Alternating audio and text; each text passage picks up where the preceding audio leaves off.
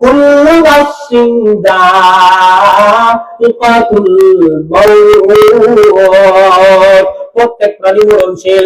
যাদের গুলা প্রাণ আছে, গাছের যদি প্রাণ থেকে থাকে, যখন ওই গাছটা মরে যায় এটাও একদিন মরতে হবে। মানুষের প্রাণ আছে, যখন রোগটা চলে যাবে মানুষ মরা হয়ে যাবে। নদীরও কিন্তু প্রাণ আছে, নদীর সুদ যখন চলে ওই সময় তার প্রাণ থাকে, যখন বন্ধ হয়ে যায় তখন তার জবান থেকে আল্লাহর জিকির বন্ধ হয়ে যায়, তখন ওই নদী তখন মরা নদী হয়ে যায়।